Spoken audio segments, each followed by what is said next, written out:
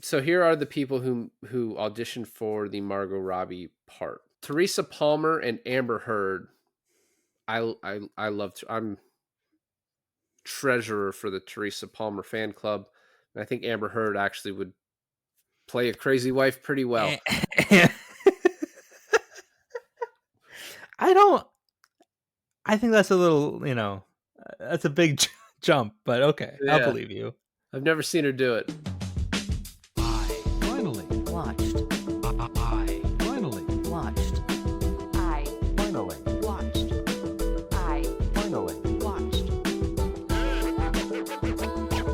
I finally Watched. Hey everybody, and welcome to another episode of I Finally Watched. This is David. And this is Alon. And as tradition goes, it's December, so we're doing a full month of movies that we've already seen. And we get to talk about it like a little treat for us and for you guys. And today we're doing Wolf of Wall Street. The Wolf of Wall Street. The Wolf of Wall Street. Make no mistake. This episode is sponsored by Off Script Clothing, a fashion line by influencer Tyler Budden, inspired by iconic movie costumes that give recognizable versions of movie clothing while staying away from cosplay. Think cinematic streetwear, shirts, jackets, and hats for movies like Blade Runner, Fight Club, and more. Visit offscriptclo.com. That's offscriptclo.com or at off_script.clo on Instagram. Links down below. So a lot of people, I don't know. I hear people say, podcasts I listen to have talked about like this being one of Scorsese's best, this being like highly ranked, and I've always not really enjoyed it that much, and I couldn't really put my finger on why. Like I've said in the past, like I don't really like these like rise and fall type movies where it's like, people are like, which by the way, at the 1 hour and 30-minute mark of this 3-hour movie, shit starts turning downward precipitously for our hero. Right. Not a hero, right? Not a hero at all, which I'm about to say. But I normally don't enjoy those. But for this, I was forced to watch it for the first time since the theater, and I remember in the theater liking it quite a bit.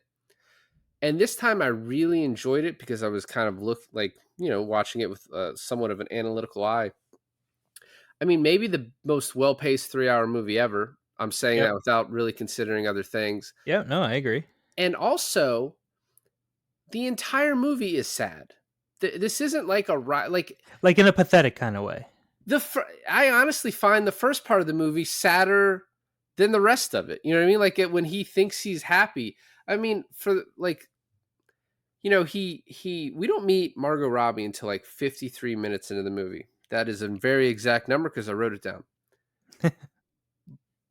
And it's like, this is the woman that he like kind of gives up his life for. I don't think did he have a kid previously? I don't think we really know that. No, he didn't. I mean, not in the movie.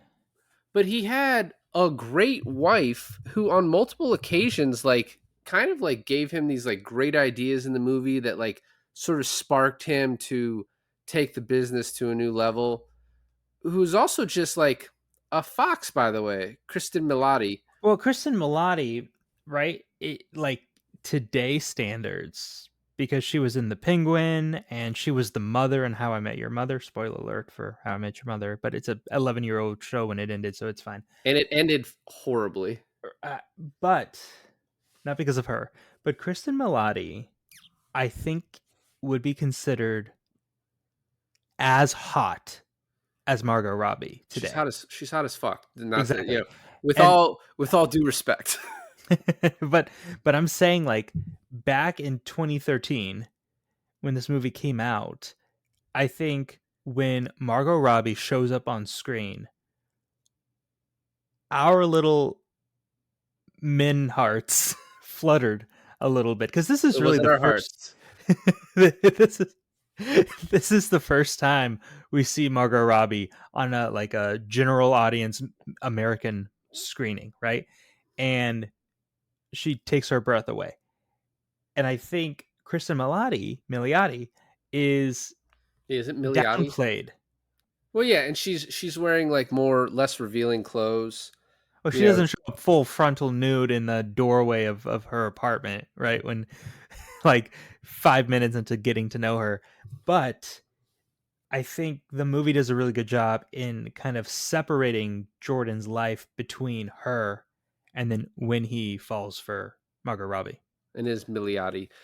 I agree. The point still does stand though. Like in a different movie, it would be like a less attractive woman as the wife. And then watching it this time, I'm just like, well, I mean, he had it from the start. I One thought I had, the guy who was dating Margot Robbie that brought her to that beach house party, Yeah.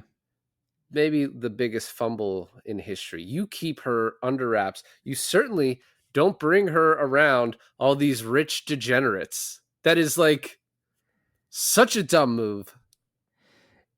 I agree. I wonder what he's doing today. What is he thinking? But to the other point, so this movie took a lot of heat, and this is really, I don't know if you can pinpoint the exact start of this, but there is this point, and there's like this Atlantic article talking about how this is paraphrasing it and dumbing it down very much, but where people just watch movies very surface level now, books and movies, to the point where then like if you show something, you're like condoning it and you're saying this is fine.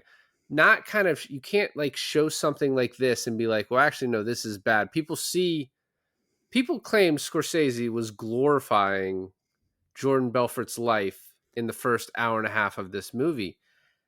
And I'm like, that nothing about that looked great to me, right? Like obviously having $1 million a week is fine, but you're also like, he's fucking people over the whole time. He gives you his drug recipe that he does every morning just to get out of bed. Yeah.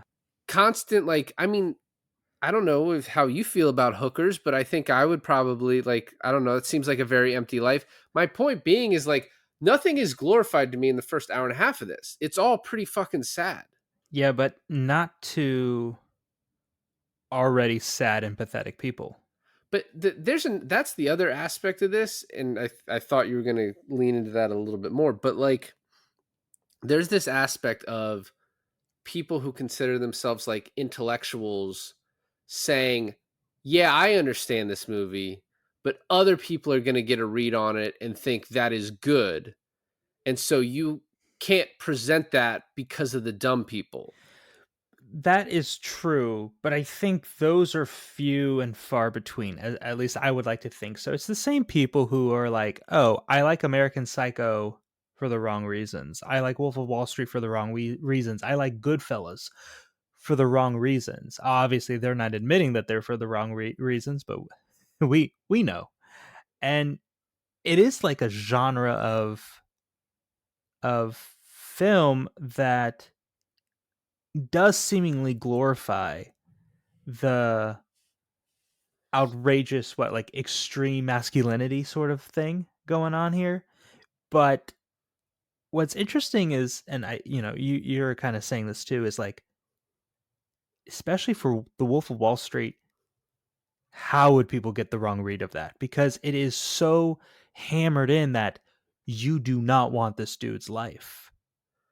And that having this life, this guy had so many opportunities to get out Right. and still be rich. I mean, it's beaten into your head. His dad's like, "You won, Jordan. You won, and you can get out right now, and you can have more money than anybody, and live the life. Have your beautiful wife and your kid you see out there, and be done."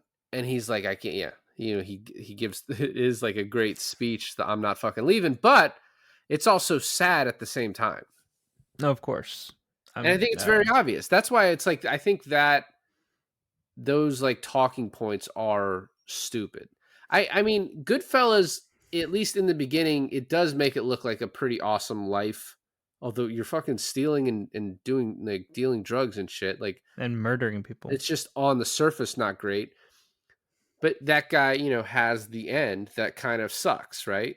Yeah, And right. but I think this is for the shit it took. This is so hitting you over the head with you don't want this. This isn't good. Yeah, like the movie is funny, right? And you're seeing a lot of tits and ass and stuff, but it's not an actual. This isn't like fucking aspirational. But it's like, at what cost do you see this much tits and ass? Like he. By the way, I looked up his wives. He has three wives, two ex-wives, and he's married now since 2021 to like someone who's our age. Very good looking woman. His Margot Robbie wife was very good looking, and so was his first wife, which is funny. But at what cost do the cons outweigh the pros where you live this kind of life with that much pressure on your back and you just have to be okay with it, right? Yeah, and he seems to sort of love it, but it's also like he doesn't really know anything But else. he doesn't know when he's got it so good, right? Like he doesn't know his wife is his first wife, beautiful, has his back, caring for him. He fucks it up. Margot Robbie, beautiful, actually cares for him, I guess. He fucks it up. I think she would have stayed with him for the long haul. I mean, seemingly, I don't know in real life, but seemingly the characterization of Margot Robbie's character She's like would, a good person, right? yeah. Like I mean, you first she cheats on, she has sex with a guy who's married and does all these drugs, but like eventually she loves him. I yeah, no, I mean, yeah, she does go I wouldn't say after. she's a good person, but She's mostly portrayed that way, right? Like besides, yes, she's a homewrecker, I guess, in that sense, but it's also like mostly his fault. I guess what she's not is a gold digger. I never got that sense from her, even though he calls her that towards the end of the movie. Just the way Margot Robbie portrays her, we never see her doing like very bad things, right? I mean, I guess she is helping him hide the money, right? She's And complicit she in is that. kind of crazy, right? Well, She is a but bitch. she Yeah, right. I hate her. no. Okay, hold on.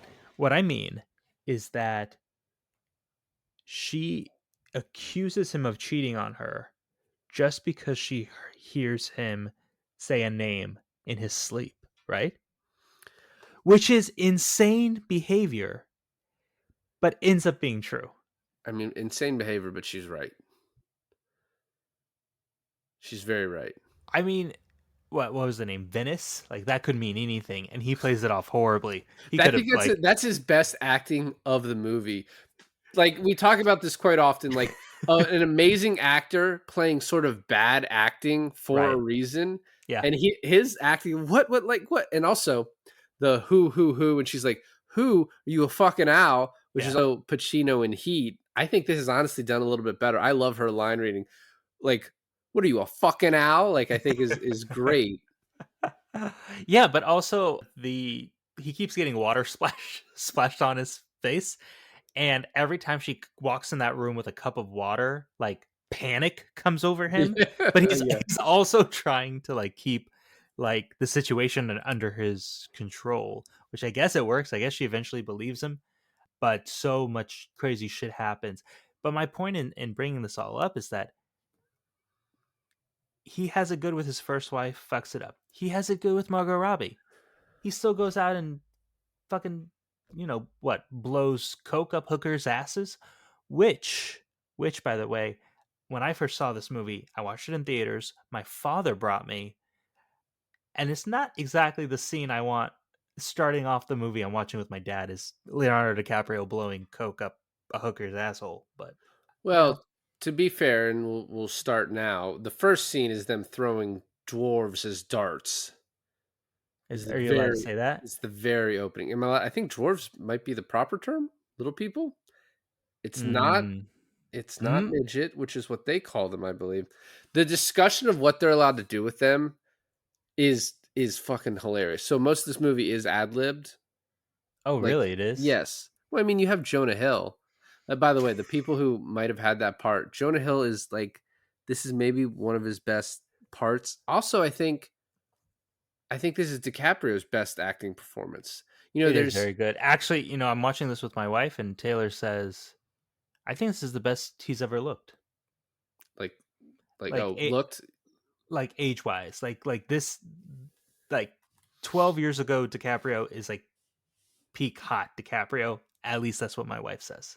So Yeah, but there are certain scenes in this. I think like the speech to his people as he's about to leave, and then he says he's not leaving, that are like kind of up there with those kind of moments where you're like, oh, that's like one of the best actors to ever do it. And so I there's not a second that I'm like watching this movie, and DiCaprio's a huge actor, right? Like you can spot him from a mile away. There's not a second in this movie that I'm watching and I'm thinking that's that's DiCaprio. you're like that's Jordan Belfort. Yeah, I'm totally bought in. yeah, correct. Yes, I love the use of narration in this in the way it's done. You know, it is funny that you need exposition in a 3-hour movie. Apparently, there's a 4-hour cut of this movie that Paramount was going to release on like physical media, and they decided not to. Fucking Okay. cowards, just Yeah. cowards. But the narration of him being the one talking, and then it cutting to him actually talking to the camera, breaking the fourth wall, explaining the drugs he uses as he's drinking the orange juice, and just throws the cup against the wall because he's like, I'm that rich. Right. Right. When he Well, throws also there's he throws the hundreds at the cops, and he's like, I call these fun coupons. yeah. But let's get back to what you were saying about him talking directly to the camera. There's like 2 or 3 moments that this happens, along with we get the infomercial shoot where we are behind the camera, and then we also get that random yacht ad that's like tells us how amazing Naomi, which it's funny because that's not even his wife's name. It's Nadine. Maybe they just didn't want to use No, it. that's the real name, Naomi in the movie, but Nadine is his real wife's name. But they use his real name, but not her real Well, name. because he wrote the book and he is like a consultant on the movie. I guess, and she could sue. So Yes, but Donnie Azoff is not the real name of Jonah Hill's character, but the real guy said he would sue the shit out of Paramount if they used his name. that's fair. Yeah, They didn't make him look good. He's the worst fucking person in this movie if we're voting. Yes, I agree. Also, I do want to talk to the scene where they first meet because I have an issue with that scene. I'll bring it up right after this. That random yacht ad where they're like explaining how awesome the Naomi is. Those moments, him talking directly to the camera, the infomercial, the yacht ad, really adds to the fact that this is based on an autobiography. Right. It also And without those, it's not stylized in any ways that would stand out. But with those, I feel like that's one of the aspects that separate this movie from the rest.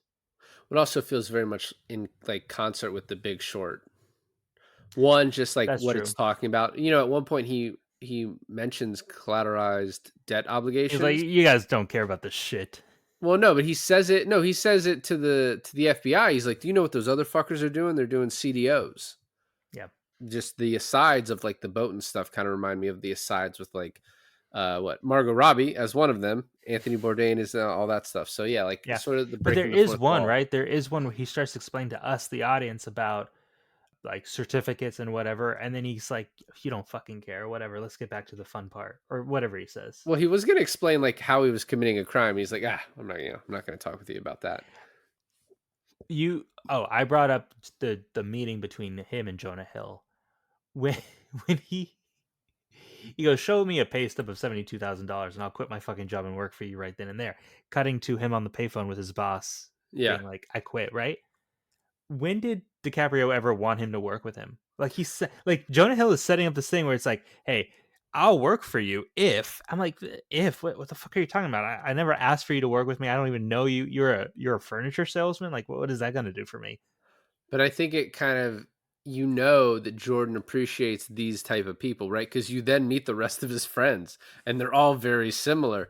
And he even has like an aside where he's like, he did quit, which I thought was weird. But then he goes on to say like how good this guy is. Yeah. So there's a couple questions I have in the beginning, just film stuff. He has a blonde woman blowing him in the car, and then later on he's like, "And there's my wife." He's like, "She was the one blowing me, so put your dicks away." Do you actually think they used Margot for that scene, or do you think they had like a stunt double? I think Margot was so new to the industry that That was you could have put her in anything and tell her to do it, and she would have been like, "Sure." so she's been interviewed where Scorsese offered that she could have worn a robe for the scene where she seduces him. And he's like, "Oh, I should go home. I should go home to my wife." And then she's naked. But Margot was like, "No, like I have to. Like it makes sense to be naked." She's like, "I didn't want to do it, but it makes sense for the scene." And I do agree, it does. If because in that moment he's like, "I need to go home to my wife. I shouldn't be doing this." If she comes out in a robe, that's one thing. What they If could she, have done is if she comes out in a robe and then they go like put the camera behind her, yeah, like mid back up, and then she drops the robe to the floor. You so we could just have get a done little it like booty, that. yeah, a little booty. I get what you're I mean, saying. Yeah, you get boob bush and booty later on. anything. But then he's like, "I rocked her world for 11 seconds." It was great. Another question: how do they film the hooker coke in the butt scene? Like, do you think like there's because there's so little that they can cover, but there has to be something covering that, right? I But mean, where does the coke obviously, go? no. Like, Yeah, I don't know. how do they accomplish that? Like, I don't. It's just Well, even better question later on with Venice, where does that candle go? where was he holding it? Yeah, Yeah. there's just several moments where he like one of my favorite shots is his bachelor party in Vegas where he gets up from the bed and it's just a shot from above as he walks through the thing. And there's a woman on a couch. He pulls the blanket down, grabs her tit, and then just keeps walking. It's just like he's addicted to everything. And then there's another scene where he's on the golf course and one of his rat holes, John Bernthal, brings him money. And he looks at it, and this is right after he's gotten with Naomi. He looks at it, he's like, "Oh, great." He walks by this woman on a golf cart, just grabs her tit as he walks by. And it's like he just got Margot Robbie and he's not even happy with her. But I also like in filming that scene, it's like you're brought in to set and you're like, "All right, what your scene today is you're gonna sit there and DiCaprio's gonna grab your breast." You're like, "Oh, okay. That's all I got. That's what I'm doing today." How old are you? Because if you're over 26, he's not going to do it. There's also they were talking about the level of hookers, and then they're Yes. like, "These are the pink slips," and it's like, did they explain to that woman who's the hooker in that scene? Like, yeah, we're saying you're the worst of the worst. Yeah. Like, it's like that kind of fucking sucks. That I always have that thought when they like bring in a character to a movie or a TV show, and then they're like, "Oh, look at this fat, disgusting piece of shit, Yeah, ugly wildebeest of a woman," and then it's just a fucking actress just trying to get her day rate, and yeah. it's like, does she have to go and audition and be like, "Hey, I think I fit this part"? And I'm like, I feel so bad for people who are like Well, that, it's like but the casting call is like ugly woman. You're like, shit. fuck. All right, I got this one. Yeah. I mean, obviously, like they, between makeup and camera angles, they can make you look bigger, smaller, or however they want you to look. But obviously, they need like a base, a Holy fuck. base that's like I workable. didn't. It was hideous, by the way. I think I was also. No, It no, but was an that's the. unflattering. It was an unflattering position she was in, and the makeup looked like clown makeup. Well, I was gonna So, say it's like gaudy makeup, and it's ma'am, you're fine. You're what doing fine. what I think that they were kind of doing is when they showed the classier hookers, they acted more elegant, Where she was right? just like They acted she cool, was just calm. she was just a hole. Right. But I mean, then it's like then the other ones could have been more, I don't know, wily. Okay. So We have talked this long, and we haven't talked about Matthew McConaughey, who is just one of the things that surprised me about this movie is that everything that I remember at a surface level about this movie is in the first 40 minutes of this movie. And then there's like Margot Robbie and John Bernthal like taping all that money to his wife, and then the ship wrecking. Like there's details after the first 40 minutes, obviously, that I remember. But it's been so long And as I'm thinking about the whole movie, a majority of it is in the first 40. So when Matthew McConaughey walks in at the 12-minute mark, I was like, I thought that was way later. I know. I knew that was way up top, and I think it's been done to death that the chest beating thing is something he came up with. You know, we're in a meme world now. We have been for a while, and you always see that those are rookie numbers. You got to pump those numbers up, and it's always about something Right. so stupid. It's about They, masturbate. Well, but in the movie, it's about I masturbation. know that you almost forget about in this movie. It's about jerking off. Yeah. Yeah. Like, Yeah. Yeah. I'm sure it's been memed to where the meme joke is about jerking off, and it's like, but that's what the movie was about originally. Exactly. It's like the meme came full circle. Not a tip, a prescription. Such a great line. He is great in this, and he must have just came off of Dallas Buyers Club, or He did. That's why yeah. he looks so skinny. Yes, absolutely. So next we go to the Investor Center. Spike Jones again just did Babylon. I love the if you sell 10K, I will personally blow you, and I'll be happy about it. That is insane, right? Because the whole idea of how Jordan Belfort got his money is he's a broker, but being a broker for like the blue check marks are like you get what 6%, 5%.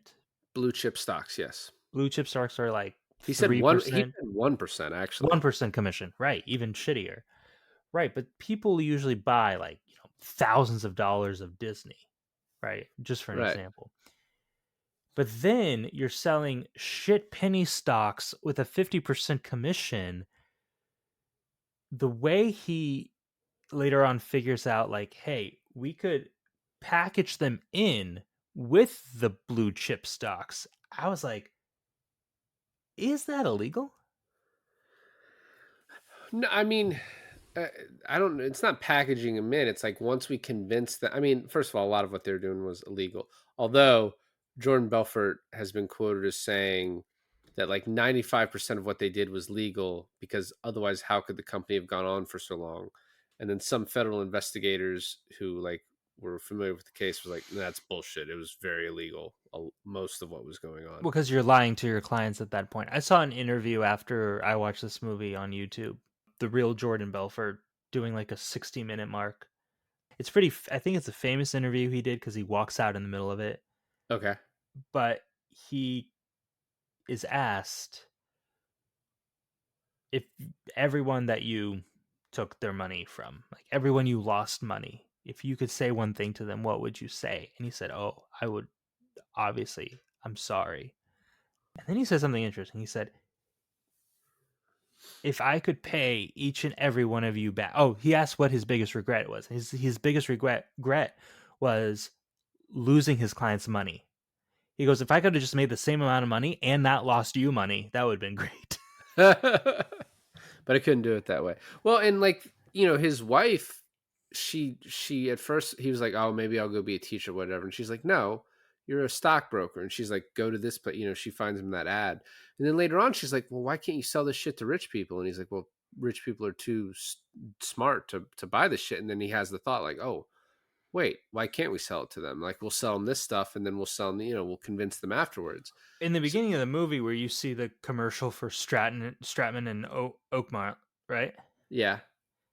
And it's like, I think that's the real commercial, or it's like a perfect, mock up of it where you have the Right. lion roaming around the thing, growling, and when he comes up with it, it reminds me so much because that's what I used to do for the company that I work for, is like make the name, make the logo. And you see this in a corporate standing where it's like, it's so general, like the Stratton Oakmont like font and lion logo and everything. Like it's so boring It's like now. It's like MS Paint. But everyone had it back then. Like that's how all the big wig companies look like back Well, and a then. lot of them are going back to that now, like with simplistic logos, like with the Cracker Barrel thing, where they were like, "Oh, we're gonna do this now," and people lost their fucking mind. They're like, "Give us that white guy back." No, but I So don't think it's simplistic at all. I think it's more like embellished, like with the like the 3D stuff. It's just it has an old And sometimes I do forget that this movie is like it's a period piece. Yeah, it doesn't look much like it, but it is. It starts in the '80s and then I think finishes up like late '90s, early 2000s, whatever. His first call doing the sale though is amazing. And like I asked him not to judge me on my winners, but judge me on my losers because they are so few. He's like, they looked at me like I just invented fire. Like all the guys behind him taking notes, like of trying to like steal some of the stuff he said. When he's like, "Yes, I'll have my secretary call you," and it like pans over to the woman, the old woman. Yeah. It almost looks like she's like, "You better not fucking mean me." Yeah. After we meet Jonah Hill, he's like, "Yeah, so I heard some rumors about you, like your cousin." Or what. He's like, "Yeah, my wife is my first cousin or whatever." Like, but I'm not gonna let someone else fuck my cousin. Just like she turned out to be hot. Like that shit is so fucking funny. And like, obviously, you now know like he improvised most of it, but it's so amazing. Was that true? The real guy, I don't know. Oh, Meeting the guys, like the rest of the guys, especially Bernthal is fucking unreal in this movie. In it, he's overshadowed by McConaughey and Jonah Hill, yeah. but he's like, "Tell your sister I asked about her," and she's like, "Yeah, man, he doesn't want to do anything with you." And he's like, "Whatever, you fucking pussy!" Like just sitting there on the weight bench. He is so good. You know who he kind of reminds me of in that scene Oh, is the uncle from Napoleon Dynamite. yeah, I can see that a little bit. A Yeah. little meaner though. It definitely carries a gun. Well, I think one of the saddest parts of the movie is where they get him out of jail, or he serves time. They get him on the yacht. They throw hookers and drugs and money at him, and then very nonchalant in narration, he's like, "Yeah, he died 2 years later." Yeah, he died at 35, similar to Mozart. Well, I guess they didn't have a lot in common. I don't really know why I brought that off. Also, you're telling me that John Berthnall is playing a 33-year-old in this? Well, this is 12 years ago. I imagine he wasn't far off from that age. Calculations incoming. Brad Brad Pitt. So he's born in '76. So what? '76 to 2006 would be 30. This came out. Yeah. So I mean, it's like 35. When did this come out? uh 2013. He's 30. He was 37. I guess so. Okay. Suck a dick. Anyway, Chester thought jujitsu was in Israel. Also, just another fucking That's a great line. great fucking line. And then it's sort of we get like a montage of everything happening, turn into the debauchery. The woman getting her head shaved for 10K is such a, like a weird fucking moment, right? Like Yeah. she's like happy and like sad and like holding the money, but it's just like it made me feel very sad for her. And like she's already got C's, but she's gonna use them for double D's. But I think I mean, she really brought it on her acting too. It's because it shows that they don't care about you. Like no one cares about each other in that office. It's all like just money centered. Well, and then right after this, the story of Pam. She's the woman that like blew everybody, and then he like Yeah. tag teamed her with Jonah Hill, and then she marries the one guy. And he's like, yeah, he got depressed and killed himself 3 years later. I was like, oh, I wonder why. There are a lot of sneaks in this movie that is just like no one comes out of this happy. Yeah, yeah, and also, but like just a lot of like, yeah. Oh, by the way, this happened to this guy. Like just a little tiny subplot. We like get this character's name of Pam, and we find out all this thing in 30 seconds, right? Like it's just a little crazy thing. We also find out like the FBI is onto him immediately. Like this is the first time we see Kyle Chandler, and then he gets this Forbes article, and this is like the second time his wife's like, "There's no bad publicity." He's like, "Oh, you don't know what the fuck you're talking about." Goes into work, and everyone wants to work there now, right? Yeah. Yep. Just because they heard about this place. And then we get to meet his dad, which is funny. We saw his dad earlier in the photo of him as a child. Oh, I didn't even pay attention to that. Yeah, well, because it sort of goes in on Jordan Belfort, but Rob Reiner as the dad is fucking great. The He's great. alternate casting for that was Alan Arkin, which would have been good, would have been Yeah. amazing, right? I actually love Rob Reiner for this because just it's like he gets super angry and then he answers the phone in a British accent for some reason. That's not even the part that I was thinking of. The part that I really liked was when he was like, "Did you just clean shaven now? Yeah. He's like, Just oh, no bush? I like a little bush." he's like, yeah, I'm not a fan of it. Yeah, no, that's fucking good shit. But the best scene with Rob Reiner is the American Express bill scene. Yes, the sides, they actually did cure cancer. That was the problem. I think Jonah Hill does such a good job with like the shit talker.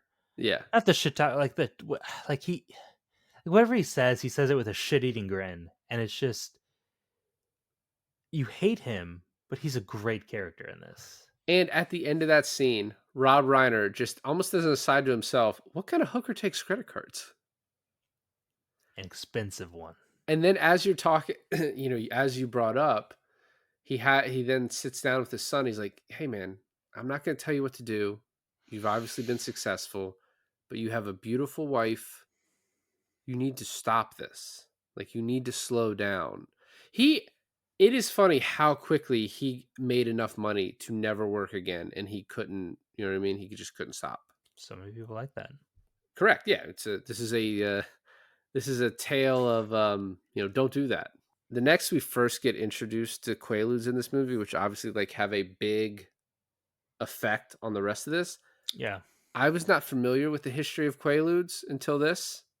I would imagine now Quaaludes are done, right? Or like maybe they've made a comeback. Someone's been able to like manufacture them I somehow. feel like I've heard it in other more modern media. Like they're like, oh, the last, but those were lemons, right? Those were like specific Quaaludes that actually went out of market. But they must be making them now. I mean, Google said no, Quaaludes are no longer made, discontinued in All right, so 1985. if you find them, that's it, bib. That's it. When he goes across his list of like all the drugs that he uses, and he's like, cocaine for this, and this pill and that pill and that. So when he gets to like morphine, and he goes, morphine, It's just fucking awesome. just fucking awesome. I've never taken morphine. Have you ever taken morphine? If I had, it was like during surgery, so I don't know. Right, obviously. But Or after or whatever. my wife went to get, oh, I forgot what she got, but it was like in the beginning of our relationship, it was like 10 years ago. She was hospitalized and then she had morphine, and she's like, morphine is amazing. She's like, I understand how people could get addicted to it because there is nothing like it. Like it is absolutely amazing. So now imagine that, right? And Right. you know what a straight arrow Taylor is. It's so imagine that, but every day.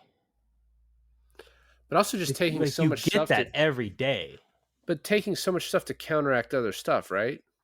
But how do you even keep up? I mean, I how does he not just like come close to ODing every day? But I know there was no time for this, but the watching the like him getting off of all that stuff, like he'd have to do it very slowly, like under care. He was in prison, right? Yeah. So, well, no, but he said he got clean before that. Remember, Oh, he got clean for 2 years and then that's he got right. arrested. So, That's right. if that's real to life, when we first meet Naomi, the Jonah jerking off, I never looked down it was a before. fake. It was a fake penis before. But what about today? I looked down. Did you like what you see? No. So they go out on their date, and she's like, he's like, oh, I can always use friends. She's like, we're not going to be friends. And then, Another great line. I think she was a big like soap opera-esque actress in Australia before she hit it mainstream. well, you But know it's what, so too? weird that they picked her. Like Well, I she mean, like an absolute nobody. but I think a lot of people after this part, I, this part you could say, oh, they picked her because she's so like strikingly beautiful, right? Like she works for the role. But I'll read the alternate casting. There was a lot of beautiful women they could have picked for this role.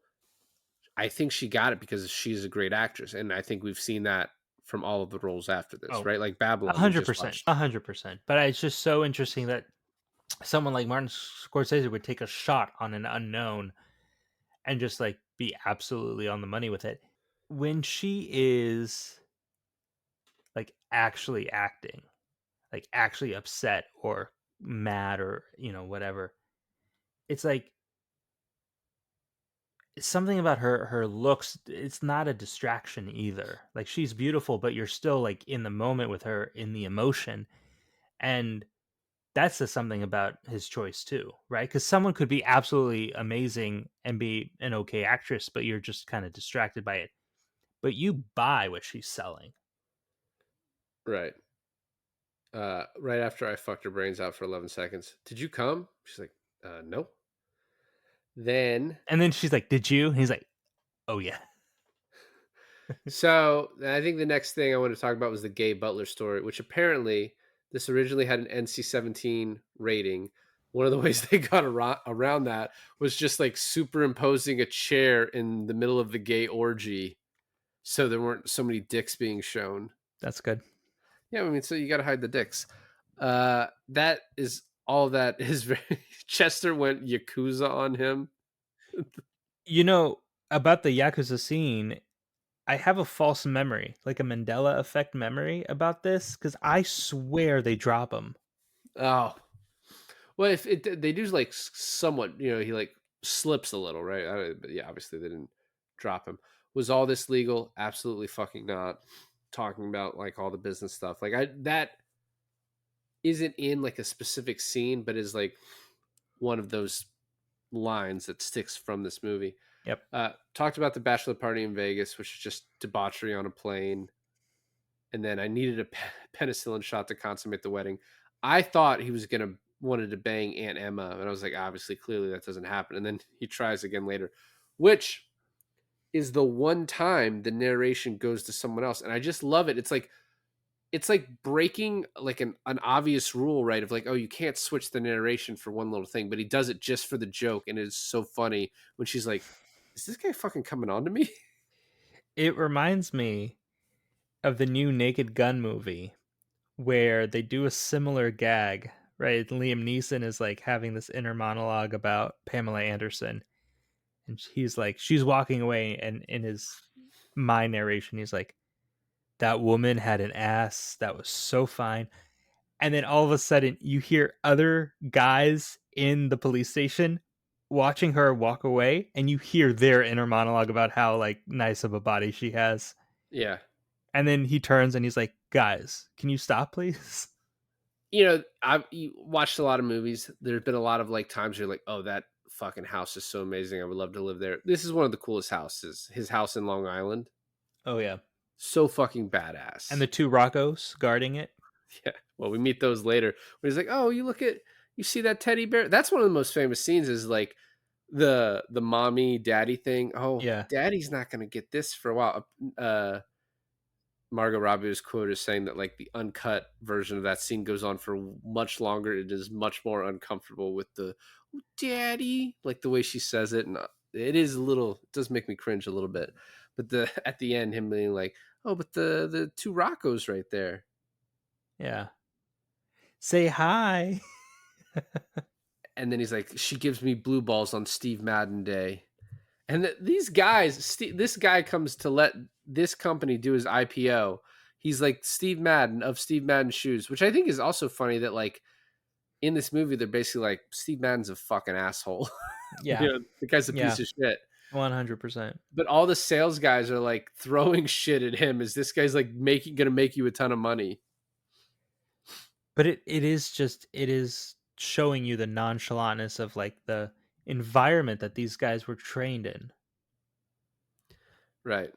Like you can make all this money and you don't have to have self-respect. You can make all this money and you don't have to respect other people. Like it's just the lack of empathy is it keeps hitting the audience over the head with it. But that's what it really is. It's like he makes these people, Jordan makes these people who make him money, make themselves money, sucks out all the humanity out of them. And I think Leo's best acting is in this monologue. with the when he starts off with the girl and he's like, you couldn't rub two pennies together. No, no, that's at the end. This is the one where he's like, "I've been a rich man and I've been a poor man, and I choose rich every time." And he's like, Mm, he's getting, and he does the thing where he bares his bottom teeth in front of his top teeth. yeah. Yeah, I think that is like that. That reminds me of like Philip Seymour Hoffman's monologue in The Master. That type of shit, like Yeah, it's like transcends otherworldly, the character. Yeah. and you're like, I can't imagine another person doing this. Like how good you are. But you can talk all this shit about the movie or the morality of the movie or whoever is an idiot enough to watch this movie and want to like, make this their life or whatever.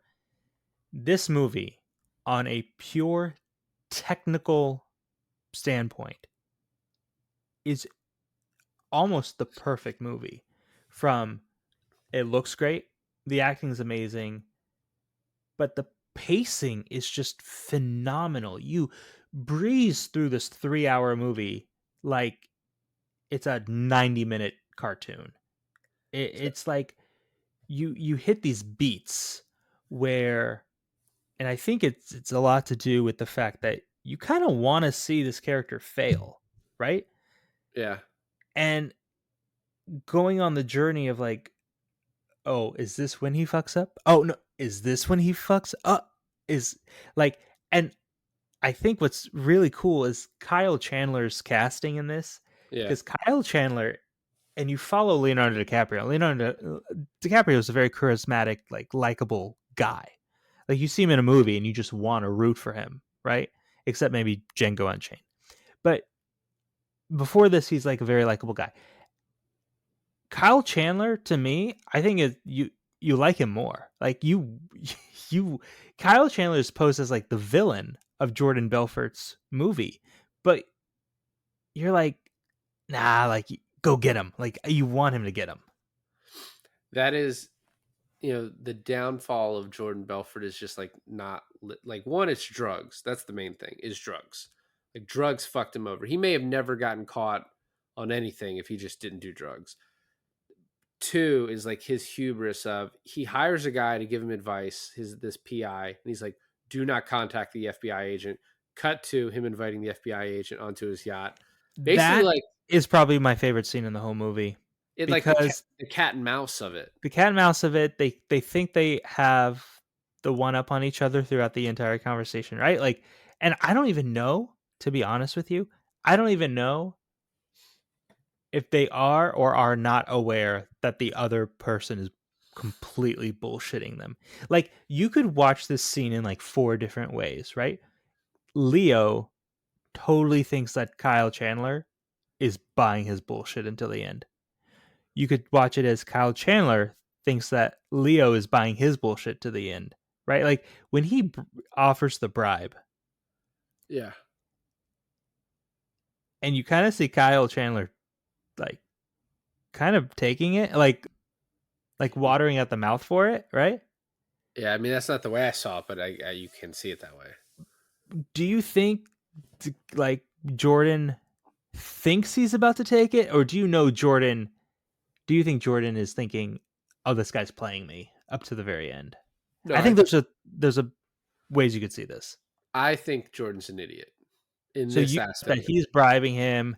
Kyle Chandler is acting like, oh, this is something I want, and Jordan's like, I got him. And then when he's like, go fuck yourself, it surprises him. Yeah, well, because Denham is his name, right? And he's playing him, right? He's like, "Oh, my boss gave me this case. I just have to look into it." And he's like, "Oh, okay."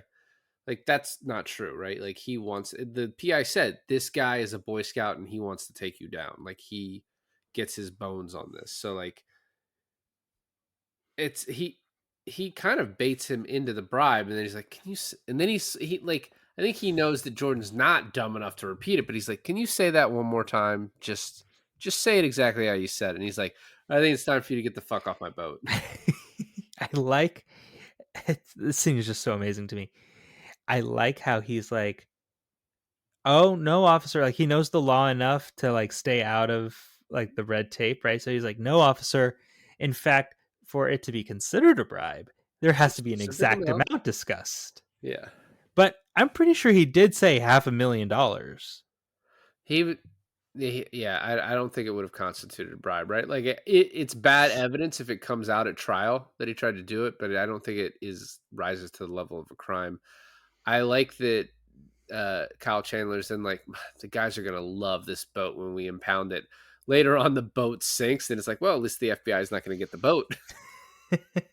Although, if you sell that boat, you could have paid off most of your like the people you owed if that boat still It's a existed. ridiculous boat. I mean, he's like, "Oh yeah, we even like elongated the top so that the chopper can fit in." So after this, he's like, I have to hide my money in Swiss banks. And the scene on the plane where he's drugged out of his mind, he's basically sexually assaulting the stewardesses. The whole time, I'm just like, why is this not a private plane you're using? Like, I, you're rich enough. I wonder that too. The way he wakes up completely tied with the seatbelt restraints. And we get another sort of weird scene with the French banker who is the guy, or the Swiss banker who is the guy from the movie The Artist, We right? get another narration swap. And it's not, it's sort of narration, but not really, right? It's like in his mind, but speaking. It's cool, but it's very odd, like how you would It's describe that what going it on, is. It is an audio translation of how they're giving each other a look. right? So the whole explanation of like, as long as it's not a crime in Switzerland, and he's like, well, stock fraud is a crime, and he's like, yeah, but it would have to be in your name. And then to the ant scene, followed by Bernthal punching Jonah Hill, which, if you've heard behind the scenes, he actually punches him, breaks the fake teeth, and Scorsese then films Jonah Hill's like mouth actually like you know expanding because he has like facial trauma from getting hit, right? Like, I mean, he just got punched by the Punisher. yeah, it's so funny. And cuts to the parking lot scene where it is completely Jonah Hill's fault that Yeah. they get caught. So frustrating. So frustrating because right after this scene, he goes straight to Jordan's house and offers him up the lemons and they get absolutely fucked, He right? does that on purpose because he's like, I fucked up, so let me give him these. Right. But it may the situation get so much worse. Like this whole thing is amazing, right? It goes from Jonah Hill's fault, Berthnall getting Arrested. arrested, the Quaaludes, the country club phone call where he finds out that the FBI has his phone tapped, him getting high as fuck and trying to get to the Lambo. Oh my god, it's just compiling, right? And then Jonah Hill is on the phone with the Swiss banker discussing everything that's going on. Yeah. Then he chokes to death almost. Right. DiCaprio has to like save him, but he almost like kind of considers letting him die. He does. He contemplates it, right? And then till his wife is like, he's gonna die, and so then he stops it. But it doesn't stop there because then it goes right into the cops showing up at his house and being like, "Were you at the country club tonight, sir?" And you find out that his narration about Not a it's scratch like on the not a car. scratch on the car was all bullshit. Yeah. So when he first starts crawling to the car, he gets to the top of the steps. Also, the amount of steps change. It's one of my favorite visual gags in probably any movie, how the wide shot it's 5 steps and then in the shot it's like 20. Right. Like, can you imagine they have to go to like camera B has to go to a different place with the same bricks on the same stairs, but it has to be like triple the amount. So I love that when he gets there and he's like, all right, I have to roll. He stops talking. There's no score. It just cuts to ambient sound, and we just live in the moment of him crawling. It's not the way you want to roll. Well, You that's want to roll on your side down the stairs. He does a somersault down the stairs. yeah, he's fucked up out of his mind. But my point is the way it's filmed is so cool that it's like it's just in the moment. Oh, it is cool. Yeah. No, And definitely. then Also, like the fact that that they're like, oh, we should just take one. They're very powerful. How many do you think they ended up taking? Like 5, 7? at least four, but yeah, probably like 5, 6 or whatever. Insane. So then this is, oh, you need to take a deal with the SEC. He says he's going to do it. And I'm not fucking leaving. the show goes on scene, which when it starts and your boss is like, yeah, I'm going to take this deal with the SEC, you got to be like, I need to get the fuck out of here quick. Like, cause you've been doing illegal shit and it's like the feds are onto us. This guy's taking a deal. I got to get out. But that's the thing, though. It's like it's a disease that they all have. They can't quit it. I guess they don't want to be poor again. Although it's just like they all must be millionaires, right? But they probably just blow it. I guess I was like, when he's like freaking out about the 20 million, I did wonder how much money does he have left when he's like doing these infomercials, right? He's been away for 2 years from the company. Well, it's the house, the property tax of the house. I guess he's got to Like, have money the places. fucking yacht. Like, you have to pay those people to like fucking maintain the yacht. You got Well, the yacht. Oh yeah, the yacht wasn't gone yet. there's like No, a it was ton at of. this point. Yeah, he had lost the yacht. Oh, right, because that's right. Because when they're on the plane, they're on the boat that the Italians saved them from. He looks out the window, and the plane that he calls that to rescue them blows Crashes. up in front of him. Do you know if that's real? I don't know. Need to read the book. That'd be insane. I'm gonna buy it secondhand though, because I can't give that guy any money, right? Like, I don't want to get in trouble for that. So there's also when he says, "I'm not fucking leaving," the camera cuts to Jonah Hill, and he's just like, "No!" He's like, Jonah Hill. Yeah. Jonah No, Hill's in this movie. I thought it was his dad who was like really disappointed. And the Jonah Hill screams no. Watch it back. It is fucking hilarious how mad he is because he thinks he's going to be in charge, and then it immediately like plays it off on the Oh, rest that's of it. why. Yeah. But is very funny. So then the investigations, bringing all the guys in. I have no recommendation of that.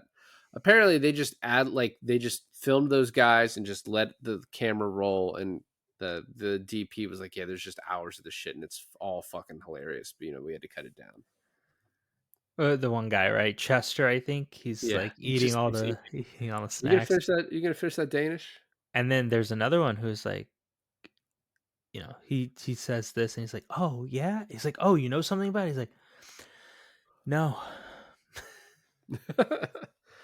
So then we get this Steve Madden thing, and he's like, he's trying to fuck us, so we're gonna sell everything, make it a penny stock. Steve Madden. And Aunt Emma dies, and like, all right, we're gonna go to Monaco and then drive from there, so there's no stamp on our thing. And she's like, my aunt just died. And he's like, yeah, baby, but your aunt's dead. All right, Yeah, we got to do this now. And then the boat thing, and he's like, get the lewds. I will not die sober. So we're gonna run into some chop. Is it a little bit of chop? A little bit of chop.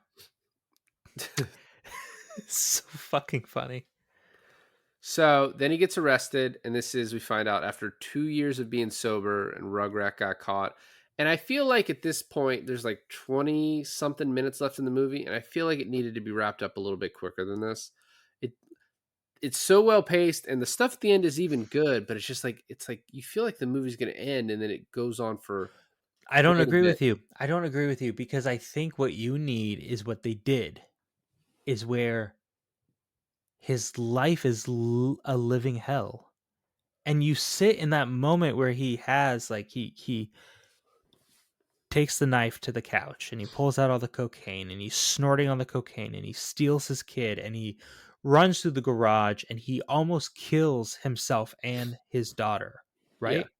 That's the darkest part of the movie. You need all that to kind of finish the point of your movie.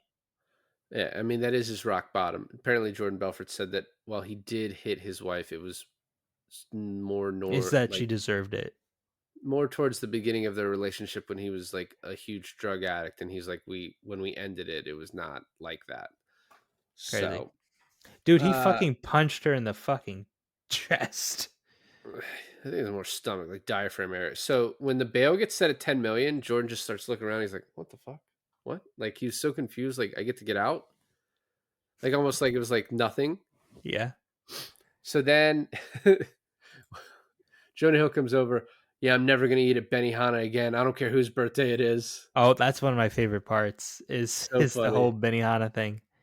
And then the non-alcoholic beer, he's like, "What is that? What is that? Like if you drink a ton of them, you get fucked up?" He's like, "No, it's non-alcoholic." He's like, I don't " understand. hey, I'll get you a fucking beer if you want a fucking beer." Like I don't, And also, it's like I couldn't imagine not doing drugs. It's so boring.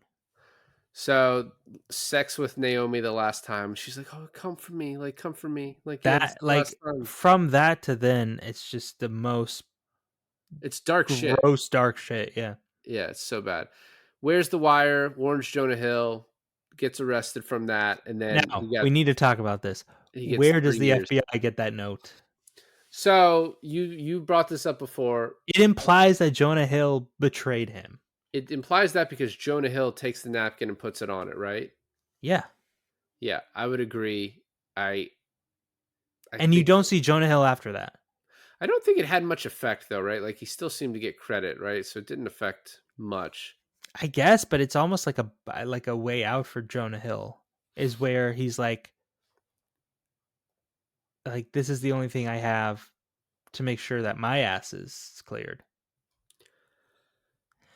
Also, why wouldn't Jordan Belfort be like, give me the note back, I need to burn it? Because he's an idiot, though. He's proven that throughout that he's kind of a fucking idiot. You know, he Yes. makes lots of mistakes. So that part does not shock me. So then after that, it just sort of ends with the seminars, right? And we do get to see the real Jordan Belfort in this Yeah. as the guy introducing Jordan Belfort. Jordan Belfort. Yeah. Sell me this pen. You know, in another interview that I saw with him explaining why he does that is because he goes, a non salesperson would try to sell you the pen, but a good salesperson will see why you want the pen in the first place. Right.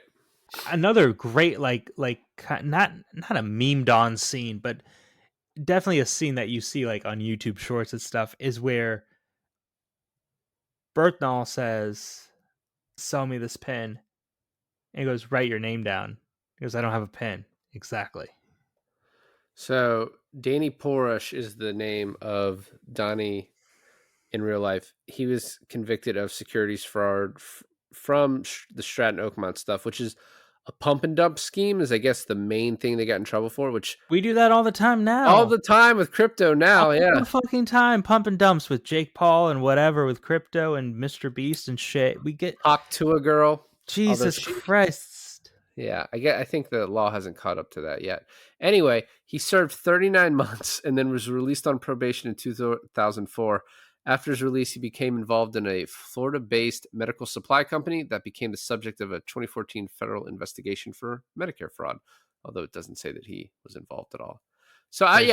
I was curious if 39 months is very similar to what Jordan got, so that doesn't like give credence to the he sold Jordan out thing. I think the movie leaves that pretty unstated, but the fact that he covers it with the napkin, you see Jonah Be- Hill do that. because There's only one purpose in doing that. because of the implication.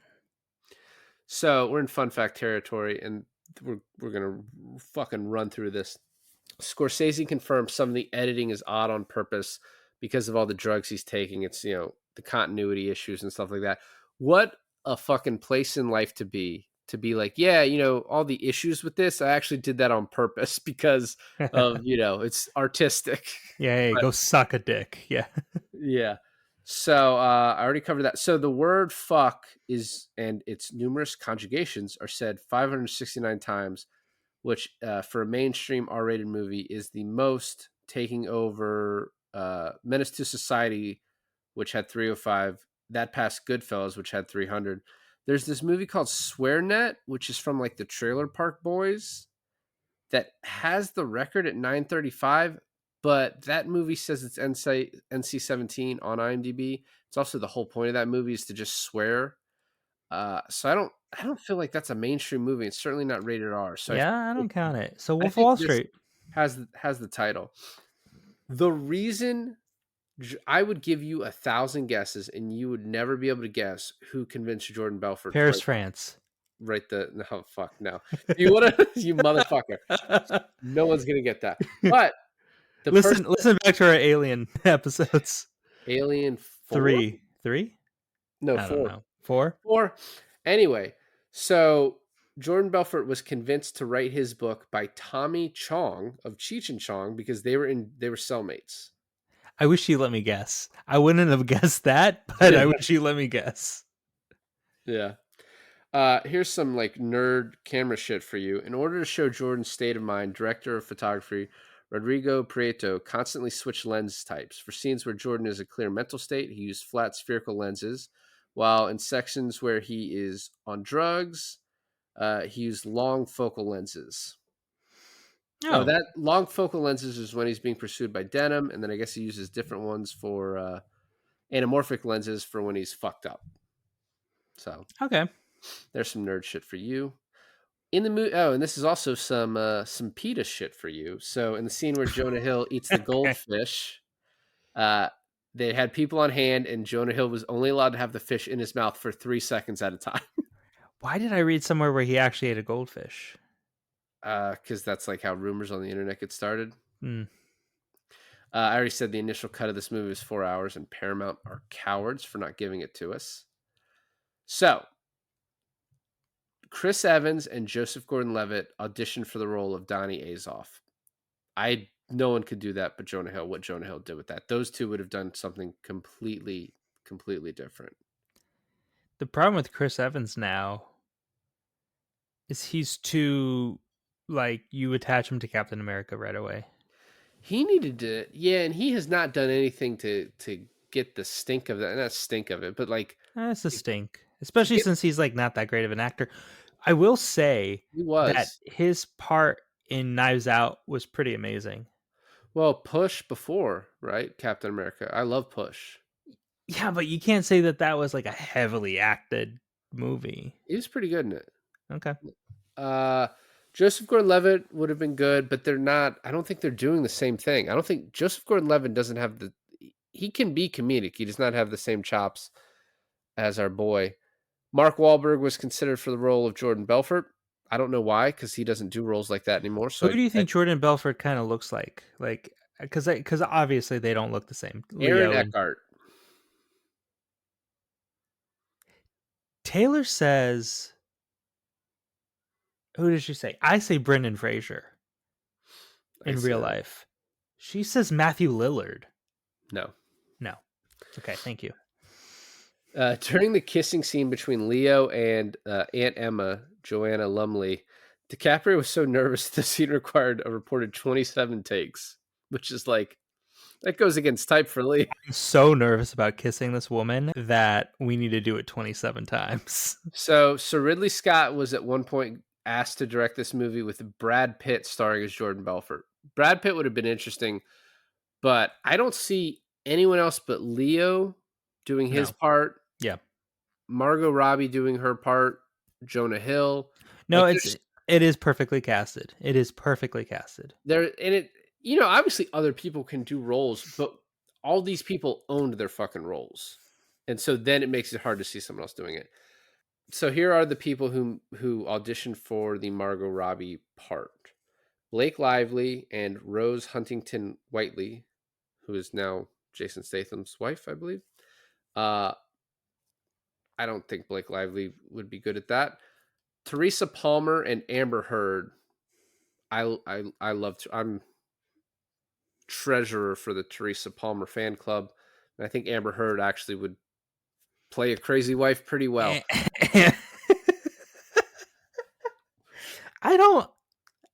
I think that's a little, that's a big jump, but okay, yeah. I'll believe you.